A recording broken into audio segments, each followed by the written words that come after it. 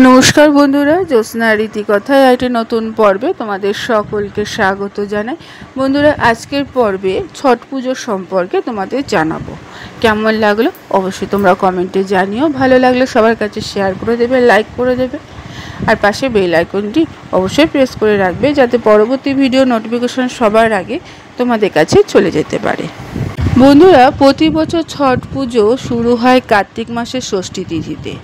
এটি নাহার খাই দিয়ে শুরু হয় এবং উদীয়মান সূর্যকে অর্ঘ্য প্রদানের মাধ্যমে শেষ হয়।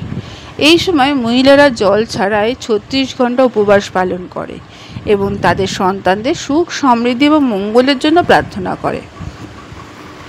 তাহলে আসো বন্ধুরা, এইবার আমরা জেনে নিই যে ঘরানা থেকে পরাণ পর্যন্ত ছট পুজোর সমস্ত তত্ত্ব। ছট পুজোর প্রথম তিথি হচ্ছে নাহার খাই। ছট পুজোর বিশেষ তাৎপর্য রয়েছে। প্রতি বছর কার্তিক মাসের ষষ্ঠী তিথিতে এই উৎসব হয়। এবছর ছট পুজো শুরু হচ্ছে 26শে অক্টোবর। বন্ধুরা, এবছর ছট পুজো শুরু হচ্ছে 26শে অক্টোবর থেকে। নাহার খাই দিয়ে এটি শুরু হয় এবং সূর্যকে অর্ঘ্য প্রদানের মাধ্যমে শেষ হয়। বিবাহিত মহিলারা সুখ সমৃদ্ধি, সন্তানের সুখ সুস্বাস্থ্য অর্জনের জন্য জল ছাড়াই 36 ঘন্টা উপবাস পালন করে। তারা রীতি অনুযায়ী ছটি মায়া এবং সূর্য দেবতার পুজো করে। দীপাবলির পর মহিলা ছট উৎসব প্রস্তুতি করে। ছট উৎসব শুরু হয় নাহার খাই দিয়ে, যা এই বছর 25শে অক্টোবর পড়ে। এই দিনে বিবাহিত মহিলারা নদীতে স্নান করে। যদি তা সম্ভব না হয় তাহলে মহিলারা ঘরে স্নান করতে পারে। তাছাড়া নাহার খাই সাত্ত্বিক খাবার খাওয়ার রীতি রয়েছে। এটি উপবাস এবং উপাসনার জন্য মহিলাদের শারীরিক ও মানসিকভাবে শক্তিশালী করে। 2025 সালে ছট পুজোর ঘরানা কখন এবার জানবো। ঘরানা এই মহান উৎসবের দ্বিতীয় দিন পড়ে, যেখানে সন্ধ্যায় রুটি এবং গুড়ের ক্ষীর তৈরি করা হয়। নৈবেদ্য উৎসর্গ করার পর মহিলারা প্রসাদ হিসাবে খায় এবং রুটি গ্রহণ করে। এবছর ঘরানা 26শে অক্টোবর পড়েছে রবিবার।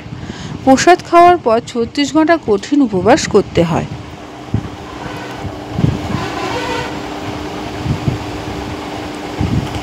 বন্ধুরা, এবার আমরা জানবো যে ছট পুজো কখন সূর্য ষষ্ঠী হবে, অর্থাৎ খরনার পর ছটের মহান উৎসব ঘাটে অস্তগামী সূর্যকে অর্ঘ্য নিবেদন করা।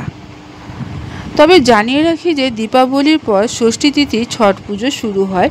তৃতীয় দিনে মহিলারা তাদের পুরো পরিবার নিয়ে ঘাটে যাবে এবং জলে দাঁড়িয়ে অস্তগামী সূর্যকে অর্ঘ্য নিবেদন করবে। এর সাথে তারা যথাযথ রীতির সাথে ছটি মাইয়ার পুজোও করবে। এবছর ছট পুজোর উৎসব পালিত হবে সোমবার 27শে অক্টোবর। উদীয়মান সূর্যকে অর্ঘ্য প্রদানের মাধ্যমে নির্জলা উপবাস শেষ হয়, যা এবার 28শে অক্টোবর মঙ্গলবার পালিত হবে। এই দিনের সন্ধ্যার মধ্যেই মহিলারা তাদের পুরো পরিবারের সাথে ঘাটে যাবেন বা নদীতে দাঁড়িয়ে উদীয়মান সূর্যকে অর্ঘ্য প্রদান করবে।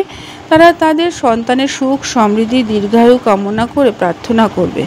ছট উৎসবের সময় ছটি মাইয়ার পুজো রীতির বিশেষ তাৎপর্য রয়েছে, যেমন পুরি, ঠেকুয়া, অন্যান্য নৈবেদ্য অর্থাৎ গোটা ফল সমস্ত প্রসাদ হিসাবে অর্ঘ্য প্রদান করবে। বন্ধুরা, আজকের পর্বটি এখানেই শেষ করলাম। এতক্ষণ আমার ভিডিওটি দেখার জন্য ও শোনার জন্য তোমাদের অসংখ্য ধন্যবাদ।